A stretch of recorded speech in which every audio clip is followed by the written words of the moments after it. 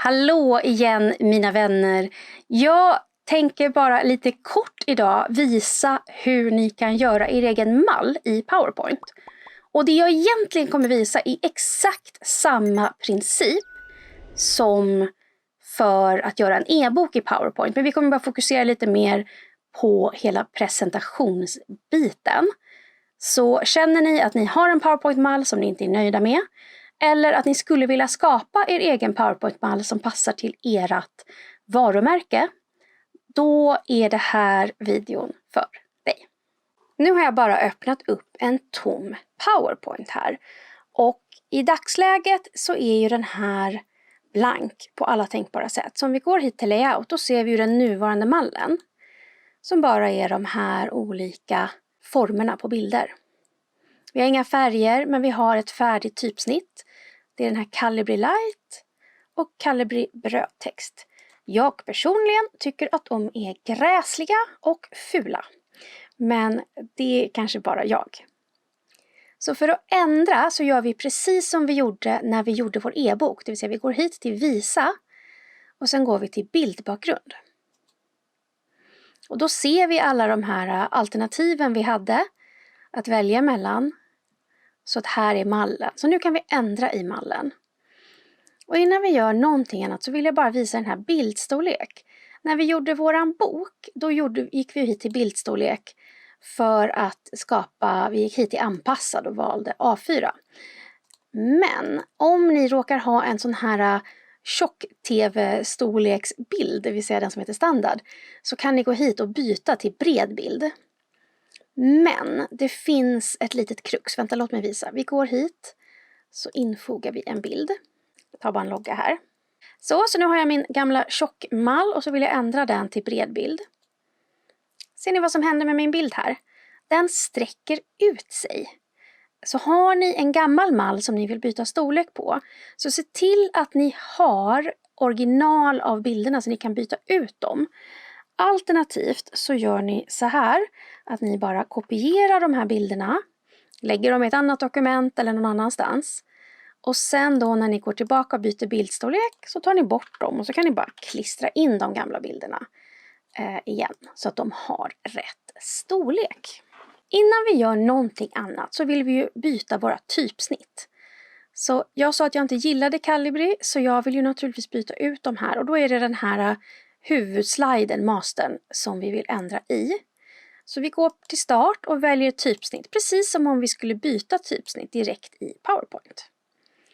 Och då ser ni att här tycker jag storleken är helt okej. Jag kan göra den lite mindre. Men i några av de här rutorna nu så kommer jag tycka att den är lite för stor. Så då kanske jag går och ändrar dem manuellt bara så att de blir exakt som jag vill ha dem. Och sen samma sak då med vår brödtext. Jag gillar Arial Nova, så den tar vi. Sen ser vi här att den här är 28 i storlek. Och jag tycker att det är lite stort, så jag tänker bara markera här och så tänker jag hoppa ner en. Så att den blir 24, det tycker jag är ganska lagom. Och då kommer ni se att den är 24 här på alla ställen där jag har brödtext. Så, då har vi ändrat det. Nästa steg är att vi vill lägga in våra färger. Och jag har återigen gjort en liten palette i colors.co. Så det här låtsas vi nu då är mina varumärkesfärger. Då kopierar jag de häxkoderna här som jag vill ha. Och sen så väljer jag då på vilket sätt jag vill ha färg i min mall.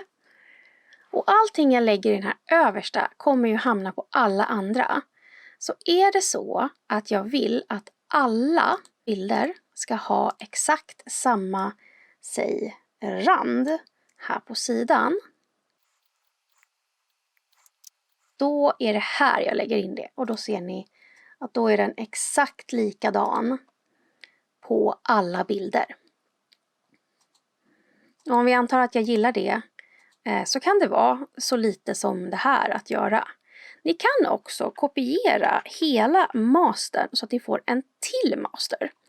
Ser ni så att ni liksom har två. Så att ni kan ha, alla de här ska ha den här. Och sen kan vi då gå till nästa och bara säga att vi vill ha en annan färg. Så på den här mastern då så vill vi ha våran rosa färg till exempel. Går jag hit till häxkoden och kopierar in den. Ser ni? Och nu har alla mina slides den färgen på sidan. Så jag kan skapa fler sådana här masters om jag vill. För att få fler färger väldigt enkelt på liksom samma i övrigt mall. Sen kan jag också gå in för en specifik sida och bestämma. Och då ser ni den här ligger fast här nu.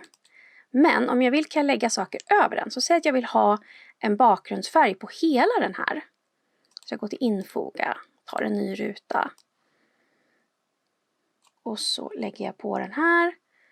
Och så vill jag då ha den i min färg och så vill jag ha den längst bak. Då ser ni, då täcker jag över den här kantfärgen också.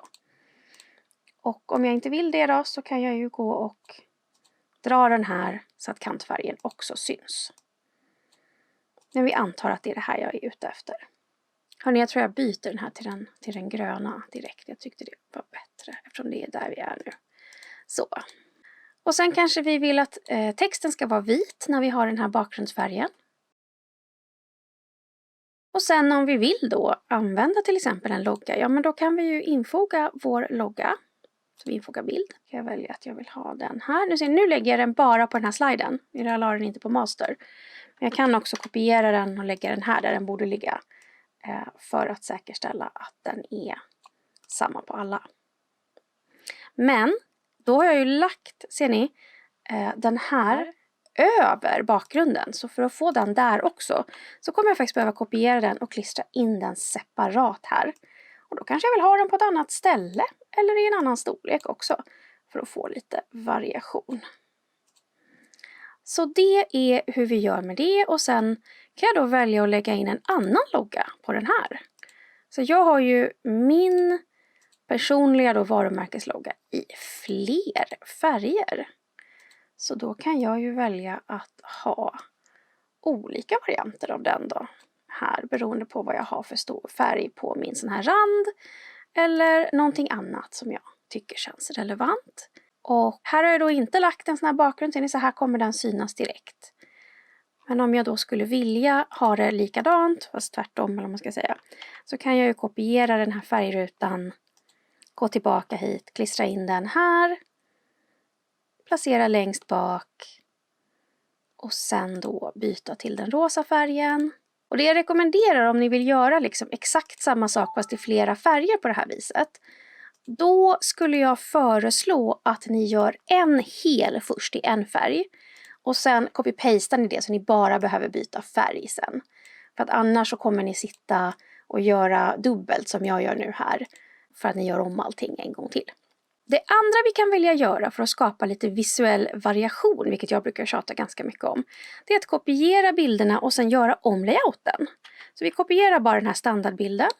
Det första vi gör här, det är att vi byter plats på text och rubrik.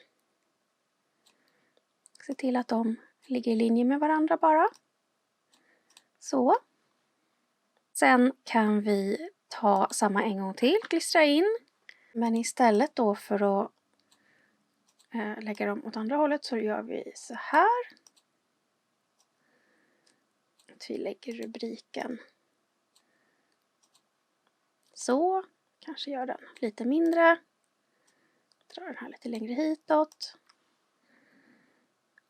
Nu har vi 3 varianter av samma här väldigt snabbt. Som vi sen kan använda. Och vill vi då göra en till variant av det här. Men då kan vi flytta hit den.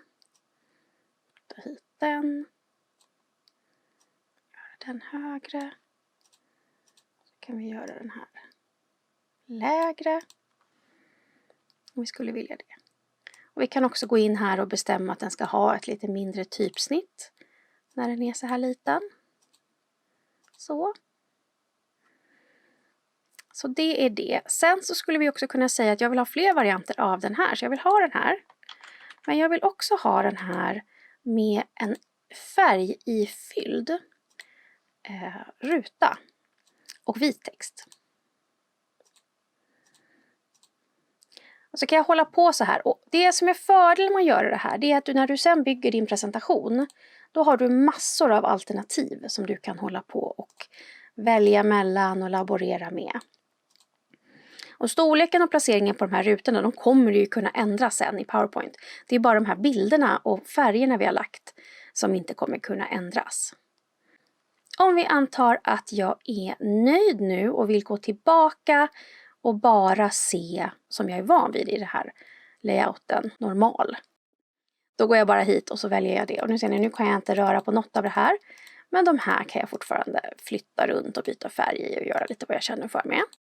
Och när jag väljer ny bild nu så ser ni att jag har 2 teman. 2 färgteman här.